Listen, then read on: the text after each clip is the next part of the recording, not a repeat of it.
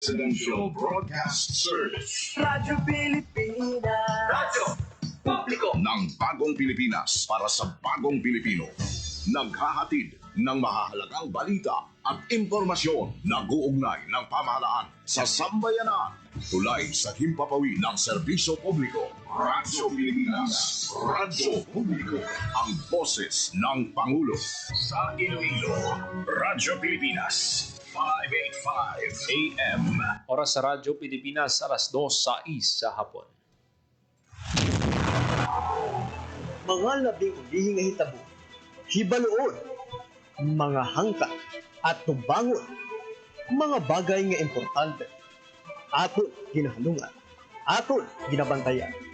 Ululupod kita sa Bantay Banwa, Bantay Banwa, ang programa na magatulong sa inyo sang labing ulihing nga balita, mga panugyan o kampanya para sa kayuhan sang tanan.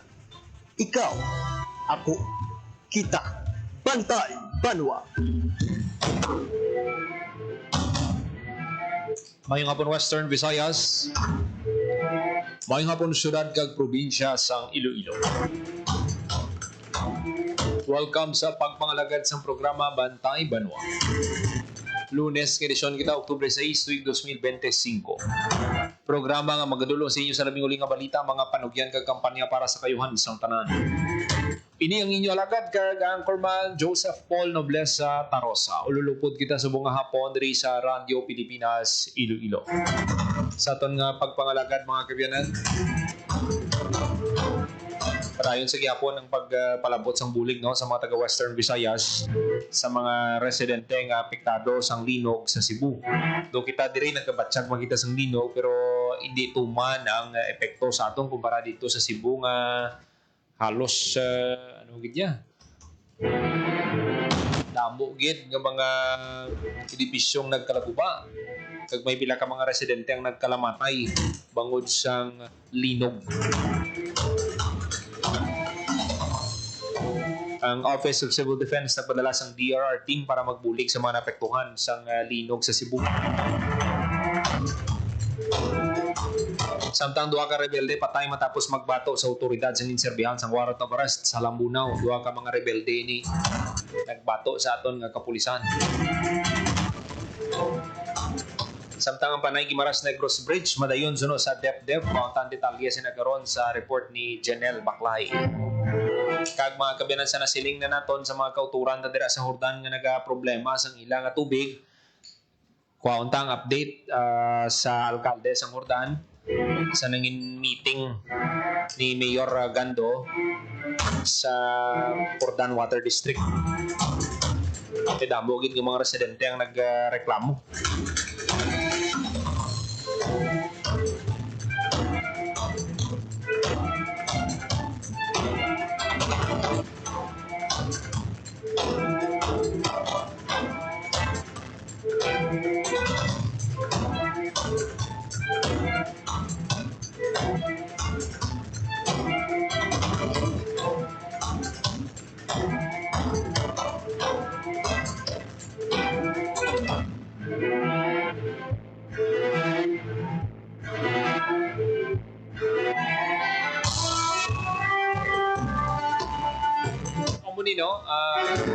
Nakita ninyo ang sitwasyon.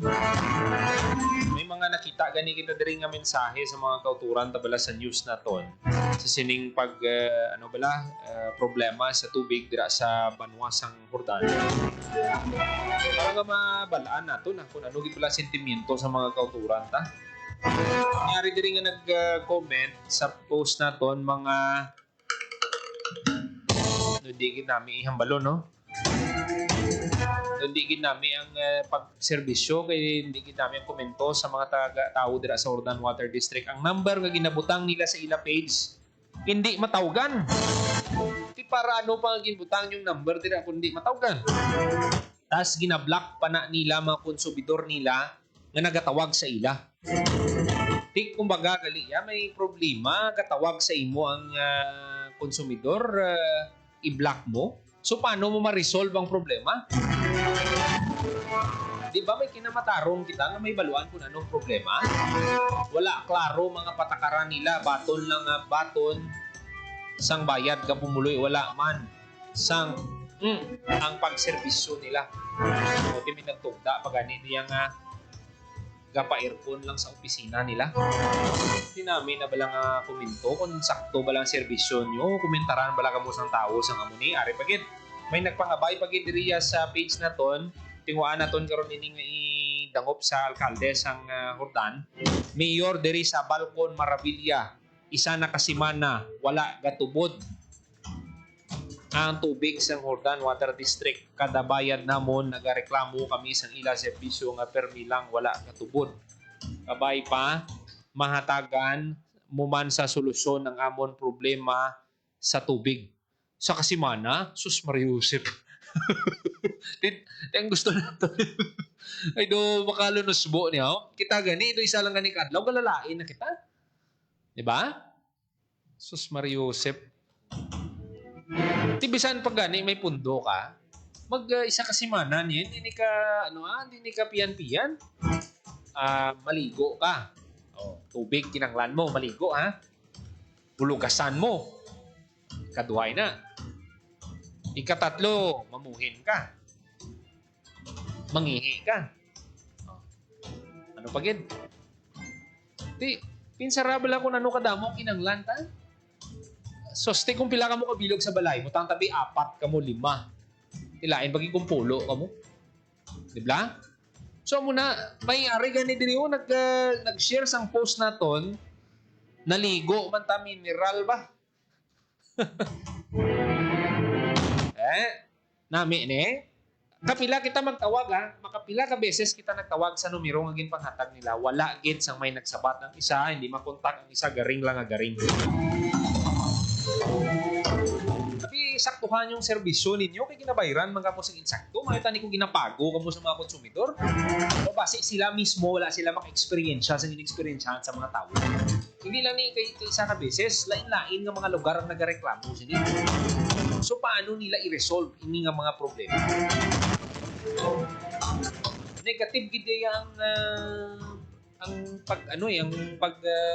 baton sa tao sa ila. Inabangod kiti, hindi gani sila kabalo magplastar sa maayo kung ano gid lang problema, hindi sila transparent amo ni problema ho. Or amba sila pasensya gid kinakayo namon. Are taga-anta mo sa example, natabo mga kabyanan sa Boracay. Sobra to 24 oras na wala sa kuryente. Pero anong ginaobra sa Department of Energy through Secretary Sharon Garin kag ang electric cooperative dito, ang Akelco, anong ginaobra nila? Naghahatag sila sa update. Although wala ko ang tao nagapangakik, pero may update bala, may lauman ang tao nga ano ang problema, ano ang ginahimo nga solusyon, di ba? Ariya wala gid. Ngo may ari ganiya ulan ang ginligo niya. Ari pagid ka mga suplada pa kung magsabat sa tawag kay kuno damo ga reklamo.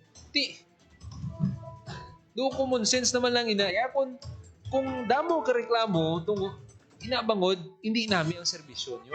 Na kung namin ang serbisyo nyo may mareklamo sa inyo. Di ba lang wala sa may mareklamo sa inyo. Ay alangan mahipos lang kami kay kinanglan man kami tubig, gabayan man kami insakto. Di ba? Namin ni butang nyo kung diin ka mga lugar, suggestion ko no sa mga nagareklamo bilang ang mga kauturan ta. Ginasuggest ko gid na butang nyo kung diin ka mga lugar kag kung pila na kaadlaw kamo nga wala sa tubig para nga naton ini matipo naton ini tanan kag mapahibalo naton karon no ito ang kalabuton ng alkalde sa Hordan si Mayor John Edward Gando. Ang ari ganiyo gipamangkot wala ka tubod ang tubig duwa na kagabi nga wala ka tubod ang tubig.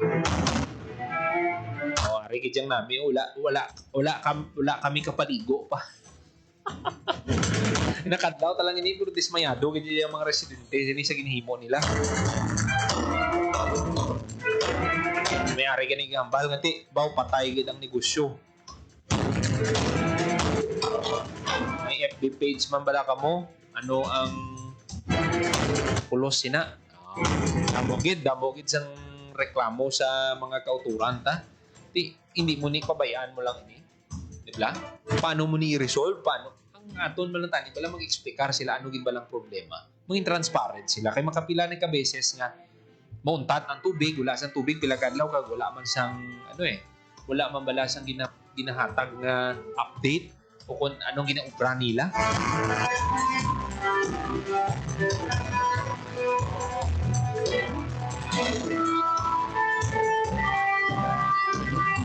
Isais minutos magalikan sa takna ng alas 2 sa hapon.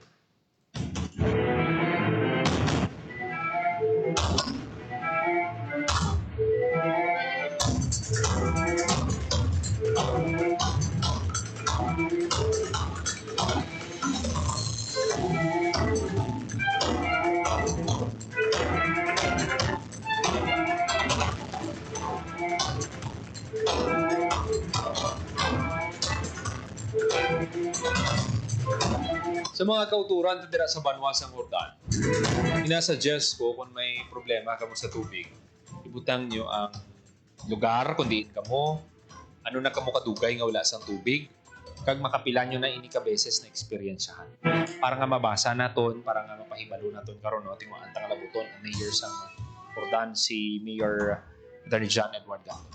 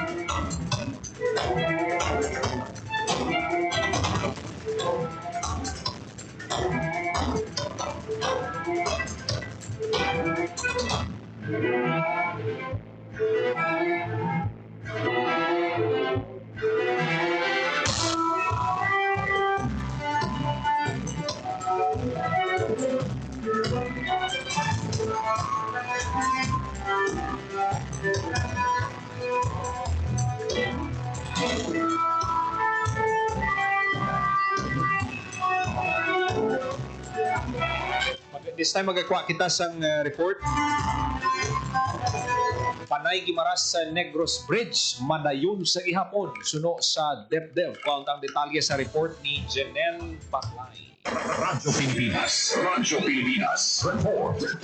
It is still a go. Siling ni Department of Economy and Planning Development Western Visayas Regional Director Engineer Aresio Casing Jr. Ini may kang tanan sa ginaduso ka konstruksyon sang Panay Guimaras Negros Bridges. Maayo ini nga development bangod madamo sa mga Ilonggo Pol ang nagahulat-hulat sang sining isa sa mga dako nga proyekto ang pagpatukod sang tulay nga magaangot sang Iloilo, Guimaras kag Panay. Ginpahayag ni Director Casing nga subong nga bulan sa October o kon last quarter sa 2025 ginapaabot nga masumiter na ang detailed engineering design sang Taytay. Matandaan sa nagdigad ng mga binulan, may yara sing anunsyo ang South Korean government nga nagadeklara sa pagbawi isang pondo sa pila ka mga proyekto sa infrastruktura, partikular ang mga tulay nga natalana pagatukodon sa pungsod Pilipinas. Apang suno kay Casing nga santo sa impormasyon sa DPWH, hindi iya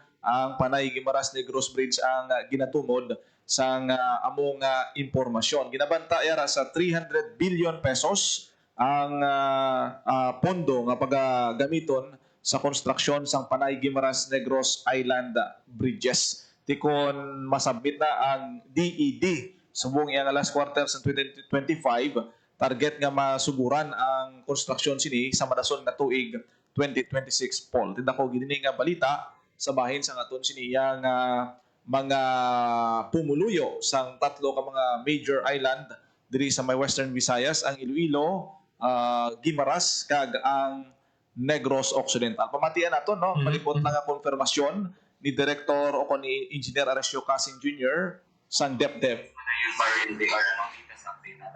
Yeah, so for the most recent status update of the Panay Guimaras Negros Bridge is we still proceed as planned. So there are no reports that the Korean government has withdrawn their support. However, we still proceed. I believe the report given by some sectors in society is related to a different project, and I think it is a project that did not even materialize.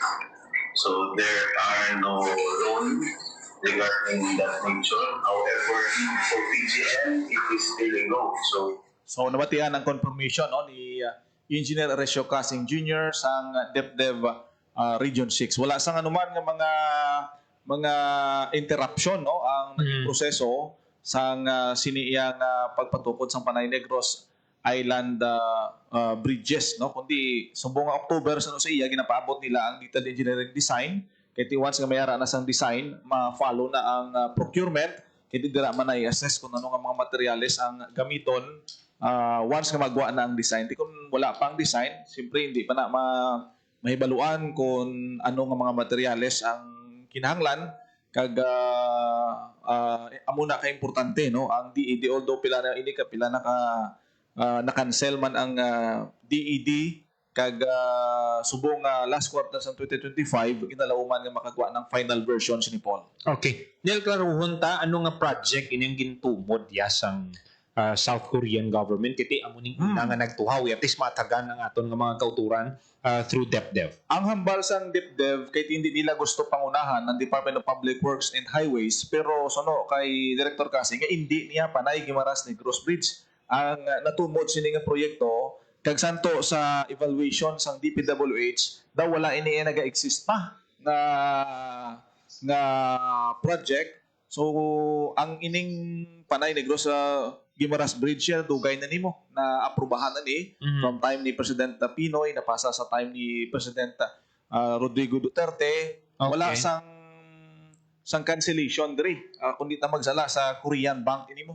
Ti subong Korean Bank mangyapon ng Korean Bank man sa Gyapon ang previous ini nga nag-approve sang loan amo tong nagsalang isa kay ti ang nag-anunsyo sadto ang Korean government. So mayara sang interpretation nga base isa ang Panay Guimaras Negros Bridge. Pero ini gin-confirm ni Director Casing kag ini prior sang statement ni DepDev Director Casing, si Iloilo Governor Arthur Defensor Jr. ang una nakapagwa sang statement hindi ko matanda naton previous month nga tuloy niya padayon kag wala niya sang epekto ang ining cancellation sang loan nga ginpagwa sa nadigad sang South Korean government kasunod sang mga investigation no sa mga anomalya sa pila ka mga infrastructure projects sa aton sining pungsod. So wala sang interruption, wala sang halt nga moment so no sa aton sining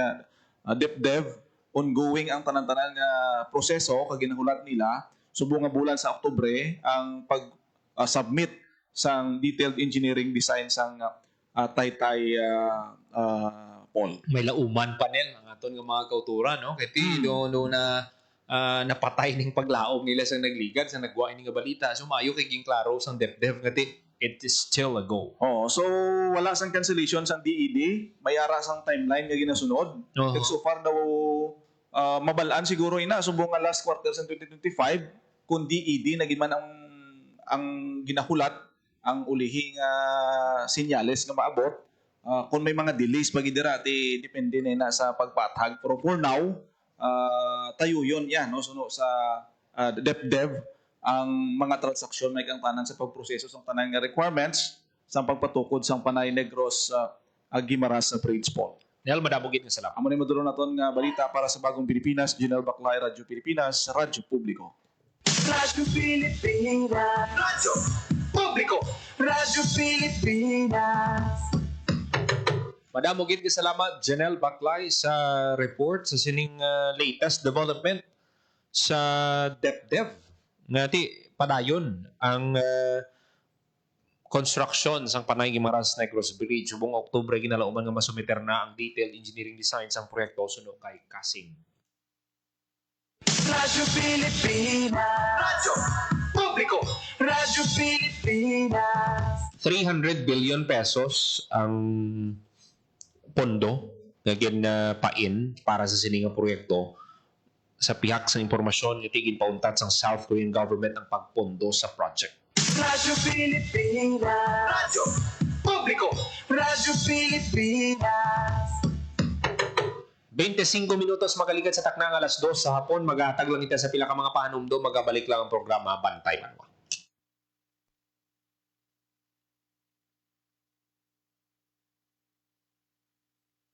Hatid ay balita, impormasyon at sari-saring kaalaman tungkol sa sektor ng agrikultura sa ating bayan. Usapang Agrikultura kasama ang Department of Agriculture. Alamin ang mga hakbang ng administrasyon para mas mapaunlad pa ang iba't ibang industriyang agrikultural at pakinggan ang mga proyektong handog sa mamamayan upang mapalago ang kanilang mga kabuhayan. Usapang Agrikultura, Lunes hanggang Biyernes, alas 5 ng umaga, dito lang sa Radyo Pilipinas. Itinuloy na po natin ang zero balance billing. Libre po. Ibig sabihin, ang serbisyo sa basic accommodation sa ating mga DOH na ospital, wala nang babayaran ang pasyente. Po, ang dami pong challenge, hindi po namin alam kung saan namin kukunin, ganon, nag-iisip kung paano namin mababayaran. Siyempre po, masayang-masaya, super saya po dahil na zero billing po kami. Po, malaking, malaking tulong po. Mabilis lang din po. Bayad na ang bill ninyo. Uulitin ko, wala nang kailangan bayaran ng pasyente basta sa DOH Hospital dahil bayad na po ang bill ninyo. Naiyak ako kasi sobrang saya. Maraming salamat po, Mr. President Bongbong Marcos Jr. Hindi kami nagkamali ng taong hinalal. Time to celebrate kulturang Pinoy. Tradisyon, musika, sining, literatura at iba pa. Anything and everything fun and Filipino. Ito ang Pinoy Kultura. Famously known as the lead female character in the epic 19th century narrative of Jose Rizal's Noli Me Tangere, ang Maria Clara ay isang traditional dress na ginagamit ng mga Pilipina. Touch Me Not may not just be the title translation of Jose Rizal's book. Pwede rin yan ang sinasabi niya sa kanyang pananamit, since the dress covers almost all of her person. It surely does.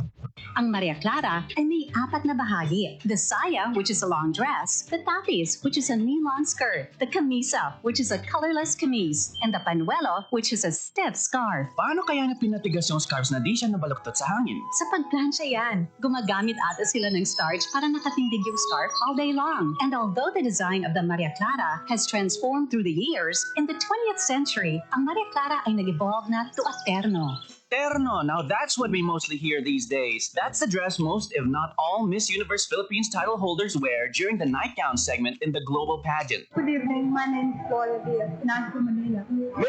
Philippines!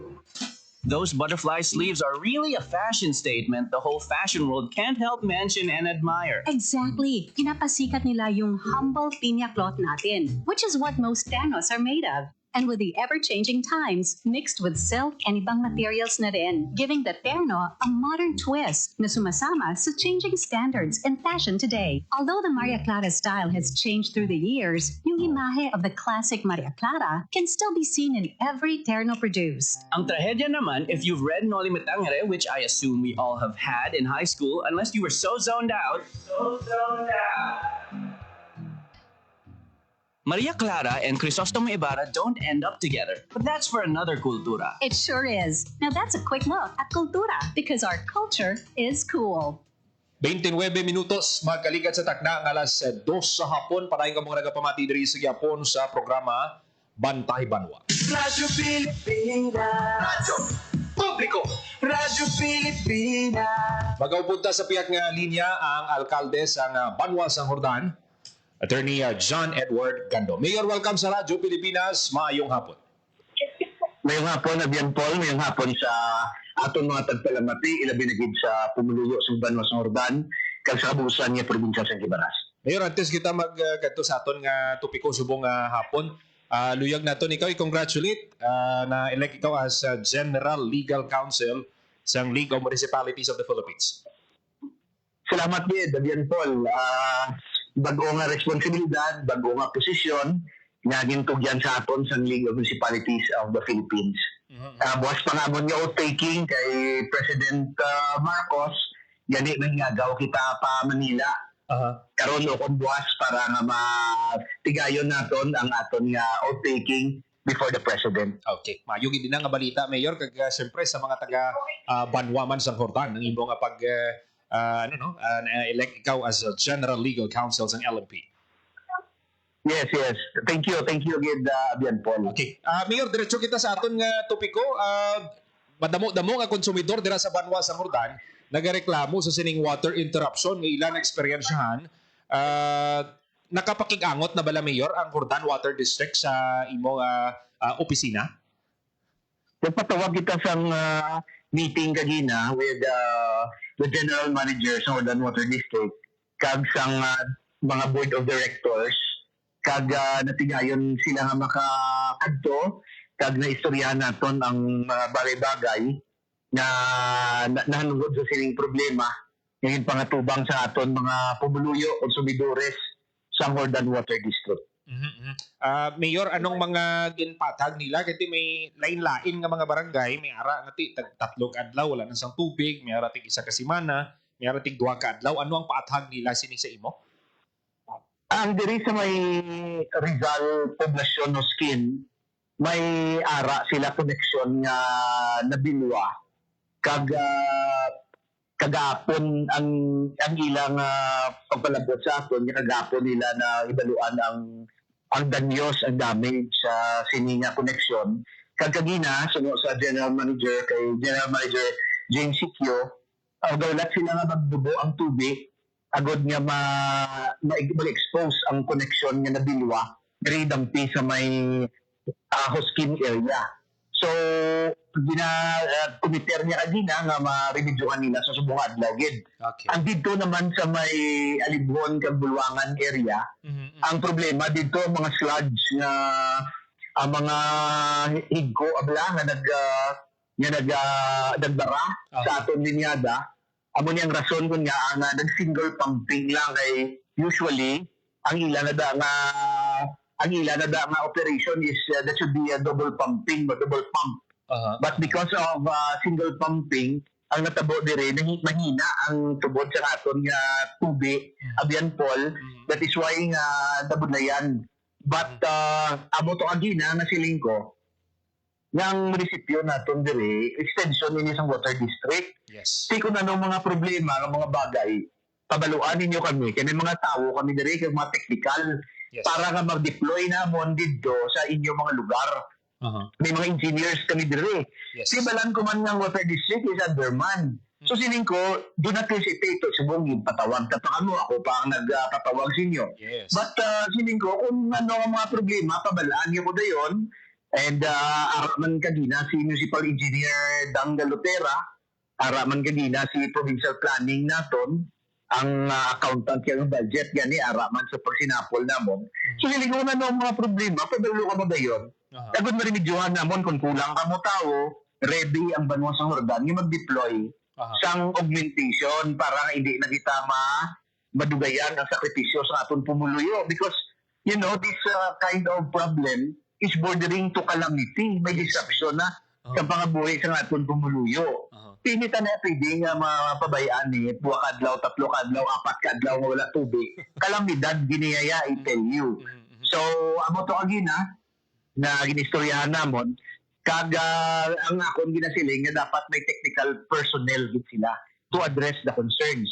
Kaya kung butang wala na karon mga tao wala man sa hinulungkong kaya bulubudlayan kita.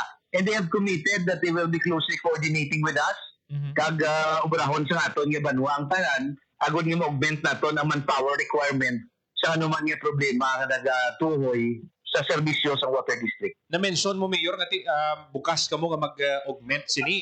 Anong ang ilang response abi? Mag-coordinate sila sa sining mga personnel nga padala mo, i-deploy mo sa sining mga lugar nga kinahanglan na makayoy ning mga linya? Ang in-appreciate ko nila, Abian Paul. Okay. But of course, we'll be taking the cue from them. Okay. Ginhatag ko ang numero sa aton in charge, ang aton yung General Services Officer, nga among kontakon niya, and then the supply officer, ang naserbi naton yung General Services Officer, will be giving close coordination to the Municipal Engineering Office agod kung ginanglano nila mga tao, maka-coordinate sa gilayon. Okay. Mayor, balikan ko lang no, ang Rizal Poblacion Hoskin nga linya, ang commitment nila within the day ma-resolve ini nga. Within the day, yes. That's the commitment of the general manager. Sa Alibhon kag Bulwangan, Mayor, ano ang ila sining na-commit abi sa imo regarding sa sining nga problema nga single pumping sila subok?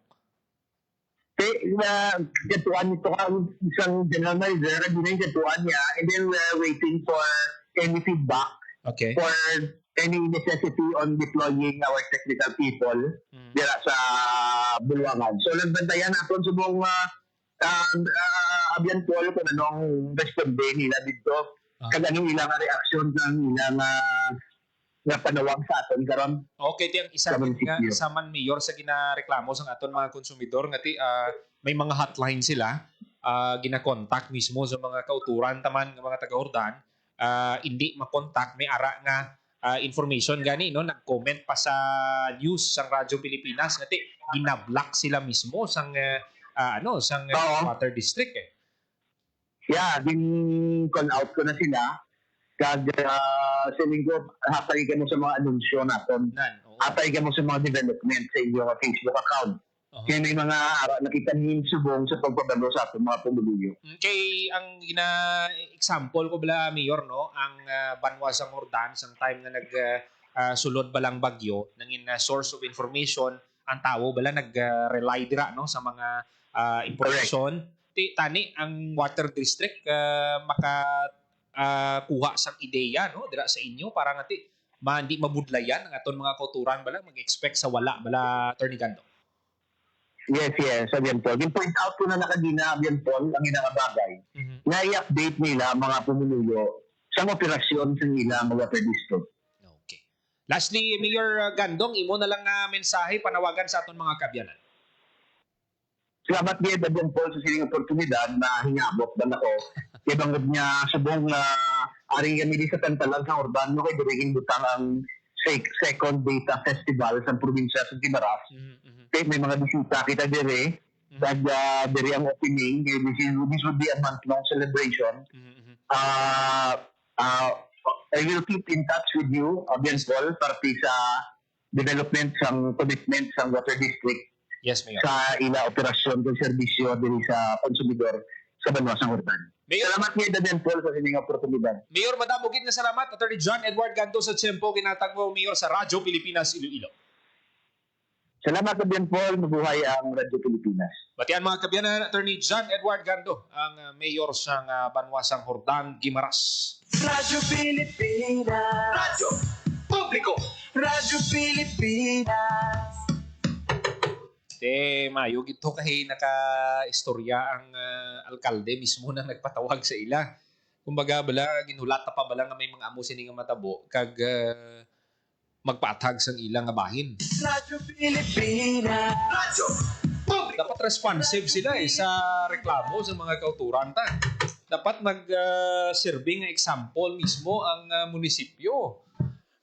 Ang ginahimo sa munisipyo, set ko nga ginpastar ko kay ina nga isang time na nagbagyo, ang pag-update bala sa mga kinahanglan ubrahon sa mga pumuluyo, mga biyahe, ang source of information, mas mahapos para sa mga kauturan ta ang pagplano sa ilang mga hilikoton, ang kung may klase o kung wala, or anong dapat nila himuon sang time nga nagbagyo.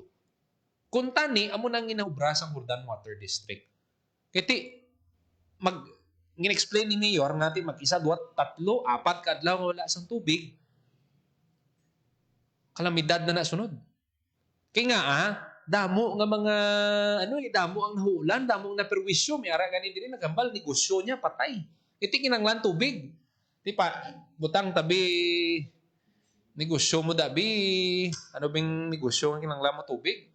Ang water refilling station or butang tabi ang ang car wash. Maano na lang na sila? Karinderya. Tubig.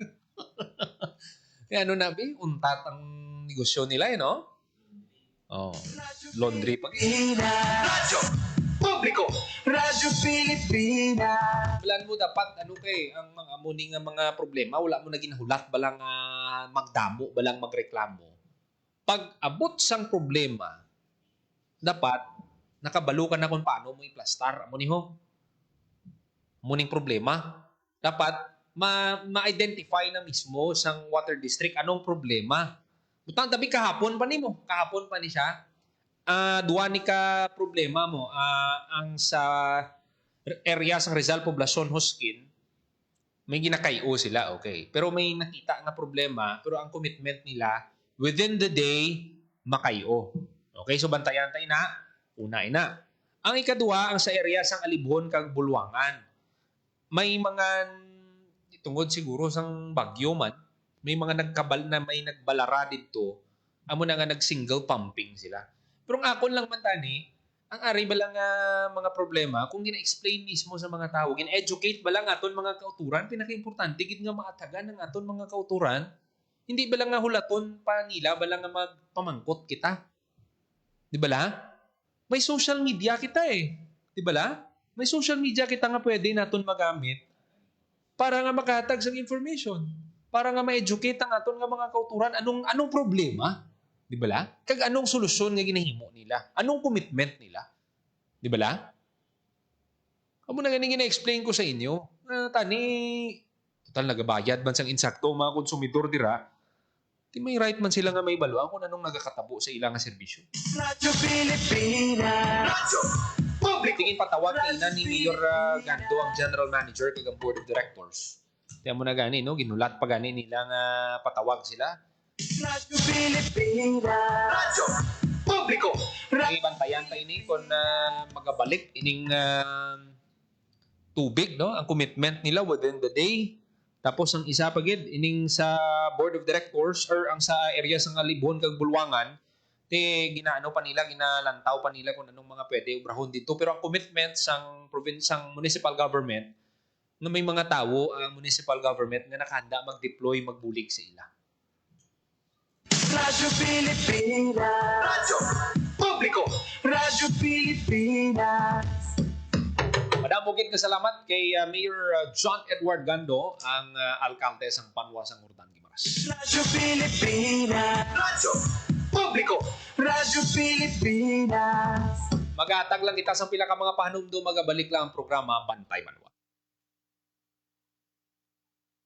To celebrate kulturang Pinoy, tradisyon, musika, sining, literatura at iba pa.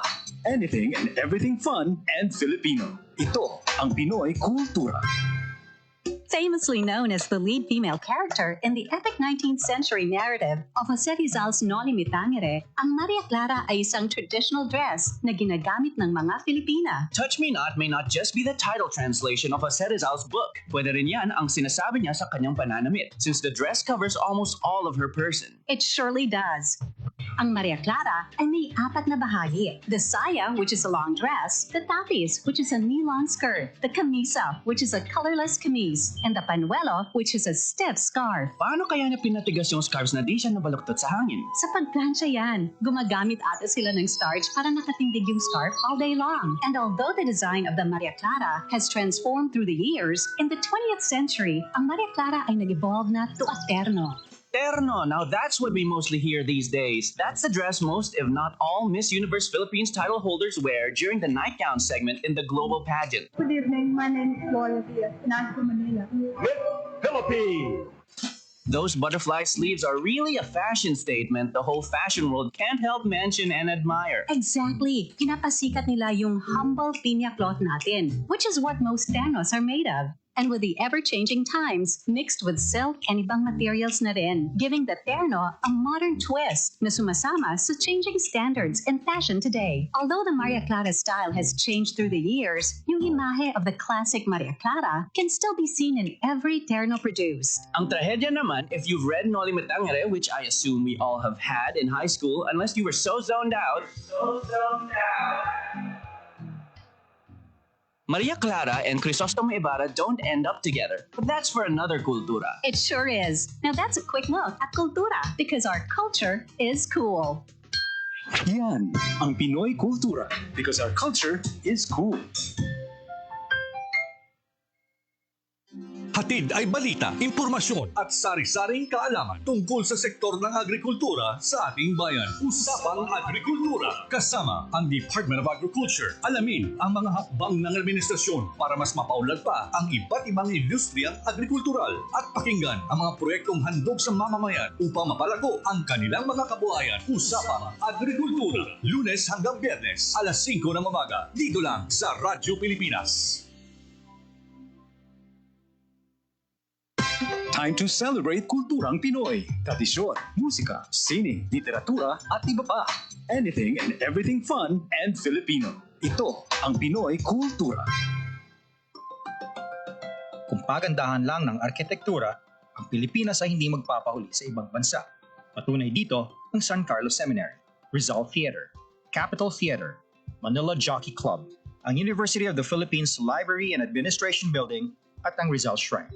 Ito ang mga likha ni Juan Felipe de Jesus Nakpil, ang tinaguriang Dean of Filipino Architects. Si Juan Nakpil ay nag-aral at nabigyan ng bachelor's degree in mechanical engineering sa Estados Unidos.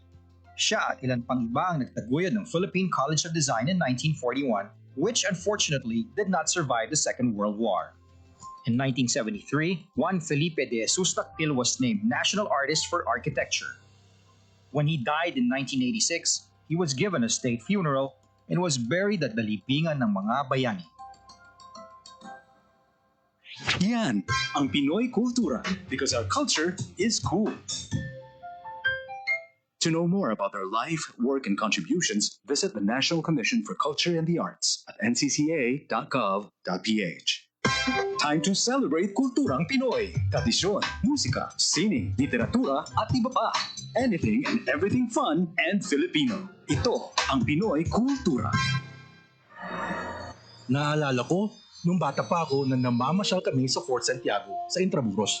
Ito ay ginawa noong 1571 bilang kuta o fortress ng Spanish governor na si Miguel Lopez de Legazpi. Isa ito sa mga napaka-importanteng historical sites sa Maynila. Marami ang nagbuwis ng buhay dito noong kapanahunan ng mga Kastila at noong World War II nang ginamit ito ng mga Hapon bilang kulungan ng mga Pilipino at Amerikano kanilang nahuli. Ang ating national hero na si Jose Rizal ay nakulong din sa Fort Santiago bago siya naging martir sa Bagong Bayan. Ang Fort Santiago ay sinimulang i-restore noong 1953 pagkatapos nitong magdamo ng pagkasira noong Second World War. Ang Fort Santiago ay gawa sa bato na galing sa bulkan na tinipag sa present-day Guadalupe Viejo sa Makati. Ngayon, ito ay naglalaman ng iba't ibang memorabilia ni Jose Rizal at isang napakagandang pasyalan ng buong pamilya. Tara na at ating lalawin. Yan ang Pinoy Kultura because our culture is cool. Time to celebrate kulturang Pinoy. Tradisyon, musika, sining, literatura at iba pa. Anything and everything fun and Filipino. Ito ang Pinoy Kultura. Known to tourists as hanging rice, puso is rice cooked in woven palm leaves and seen mostly hanging in food stalls, kaya tinawag na hanging rice. It is sold along with barbecue, lechon, ginabot, and the likes in Cebu. Ang puso ay isang iconic street food sa Cebu. Great to take on a picnic or pag nagbi-beach or kahit saan kapag nagutom. No need for utensils or plates, just grab a bunch of hanging rice and some barbecue and you can eat anywhere, even without a table. Busog na, biodegradable pa. So don't forget to have some when you visit the Queen City of the South. Yan ang Pinoy Kultura because our culture is cool. Time to celebrate kulturang Pinoy. Tradisyon, musika, sining, literatura at iba pa. Anything and everything fun and Filipino. Ito ang Pinoy Kultura.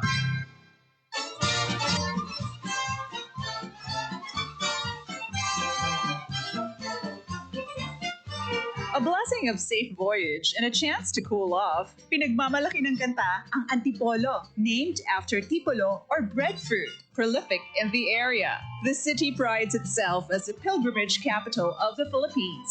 Two of its more popular attractions are the historical church of the Nuestra Señora de la Paz y Buen Viaje and its summer popular waterfalls, ang Hinulugang Taktak. The Franciscan missionaries built the church in 1578 and the Jesuits administered it in 1591.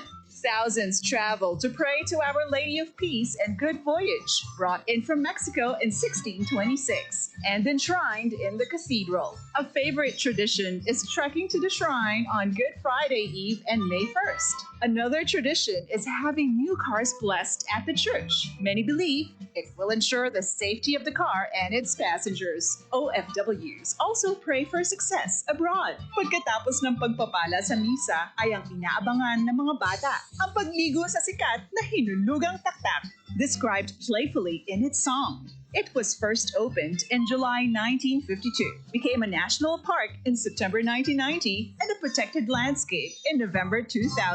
In 2002, it had to be rehabbed because of water pollution. In February 2020, Hinulugang Taktak reopened, together with unique recreational installations for wall climbing, hanging bridges, and a spider web platform. And don't forget, before you leave, ang pasalubong. Sikat sa lugar ang suman at mangga, but you can also bring home antipolo in a jar, like cocoa jam, latik, kalamay, or adobong kasoy. So, no time to waste. Get into the culture, enjoy a blessing, and have some fun. Tayo na! Yan ang Pinoy kultura because our culture is cool. 51 minutos makaligad sa takna ang alas 2 sa hapon. Padayon ka mo nagapamati diri sa Gyapon sa programa Bantay Manwa. Radyo Pilipinas. Radyo Publiko. Radyo Pilipinas. Pati kay inang interview ta kay Mayor John Edward Gando sang probinsya sang Guimaras. Radyo Pilipinas. Radyo Publiko. Radyo Pilipinas. Natamyaw ta sa mayong hapon ang aton mga kauturan no sa Facebook, nakatutok nagapamati sa aton nga pagpangalagad si Migo Patrick John Nierpes. Nakatutok sa aton nga pagpangalagad. Radyo Pilipinas. Radyo Publiko. Radyo Pilipinas. Si Migo Austin Montaño nagalantaw man sa Leyte. Sa mga nagapamati sa ila radyo, madamugit nga salamat. Ang iban pagid nga mga balita patpatunta sa masunod nga edisyon sang programa Bantay Manwa. Inapasalamatan tang aton mga kaupdanan sa technical side. Mr. Berbora Ventura sa studio sa transmitter. Mr. Jeffrey Betita. Para sa Bagong Pilipinas, Joseph Paul Noblesa, Tarosa, Radio Pilipinas, Radyo Publiko. Inyo nabatian ang mga labing ulihi nga kasayuran. Ulam, ublag, tugtog sa masunod naton nga pag-ulugdanay sa Bantay Manwa.